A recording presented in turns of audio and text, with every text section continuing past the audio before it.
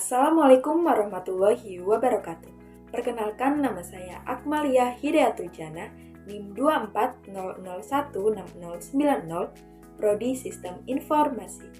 Di video kali ini, saya akan menjelaskan mengenai laporan dari studi kasus perencanaan perubahan perusahaan inovasi digital dalam pengembangan infrastruktur IT.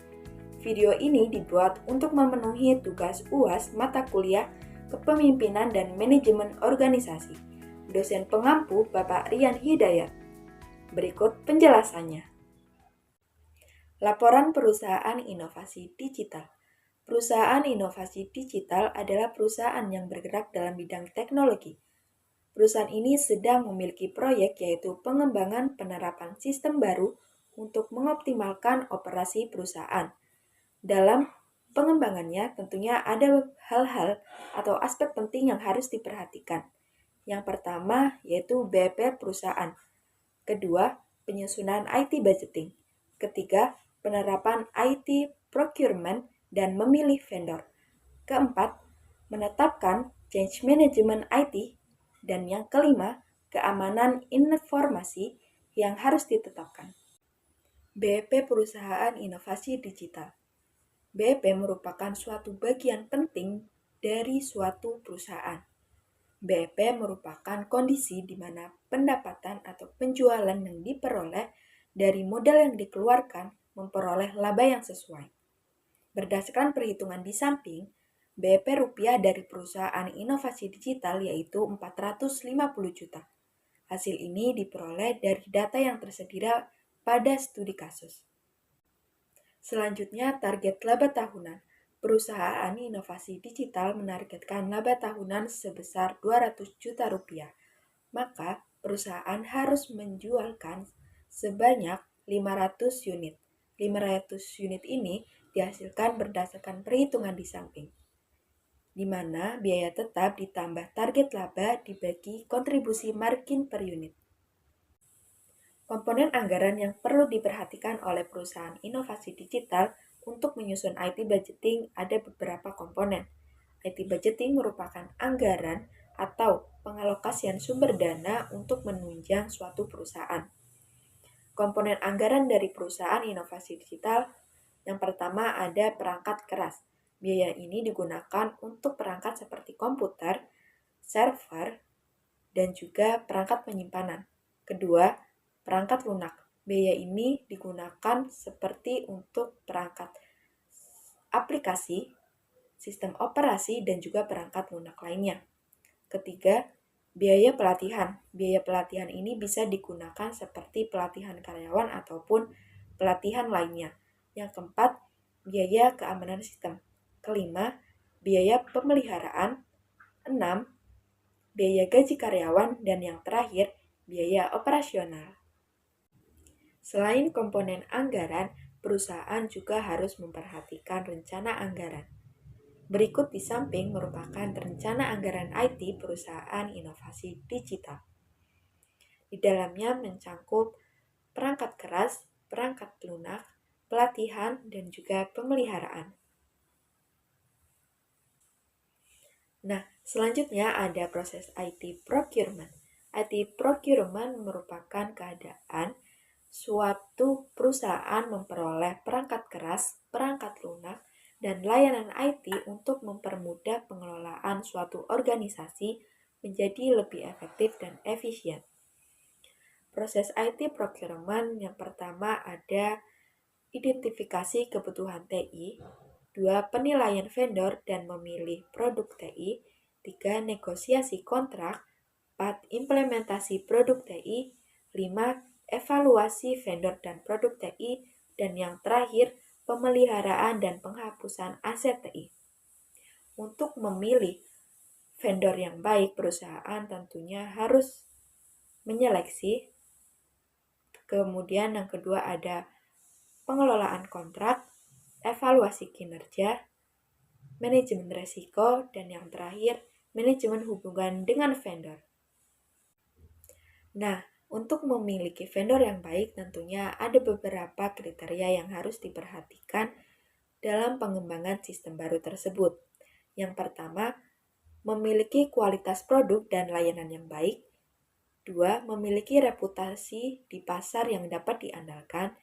3. Memiliki harga yang terjangkau dan sesuai dengan anggaran perusahaan. 4. Kemampuan vendor untuk memberikan dukungan teknis yang baik. 5. Kemampuan produk TI untuk diintegrasikan dengan sistem organisasi yang sudah ada sebelumnya. 6. Mampu menjaga keamanan produk TI seketat mungkin dan sebaik mungkin. 7. Sesuai dengan strategi atau kebutuhan pengembangan dari perusahaan tersebut.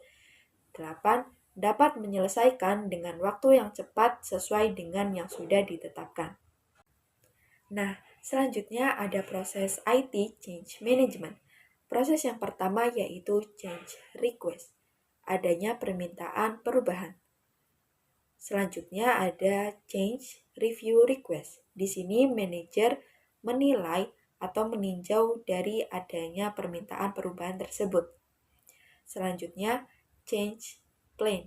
Di sini tim IT menganalisis dampak dari adanya permintaan perubahan tersebut berupa resiko dan biaya ataupun lainnya. Selanjutnya, lanjut ke Change Approval. Setelah permintaan perubahan dan analisis dampak, kemudian dikirim ke CAB untuk disetujui atau tidaknya perubahan tersebut. Apabila disetujui, maka lanjut ke Change Implementation, yaitu implementasi dari perubahan yang sudah disetujui. Nah, tahap terakhir yaitu Change Closure, di mana adanya monitoring dan evaluasi dari perubahan tersebut. Nah, untuk selanjutnya yaitu ada matriks RACI. Berikut di samping merupakan matriks RACI perubahan perusahaan inovasi digital, di mana anggota timnya terdiri dari Change Manager, tim IT, CAB, dan yang terakhir Change Initiator.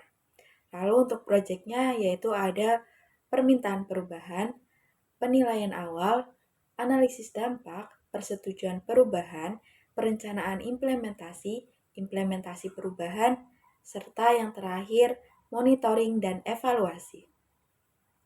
Di sini, Change Manager pada pengajuan perubahan berperan sebagai konsultan, tim IT berperan sebagai accountable, dan Change Initiator berperan sebagai resultant, di mana Change Initiator ini yang meminta atau mengajukan adanya suatu perubahan.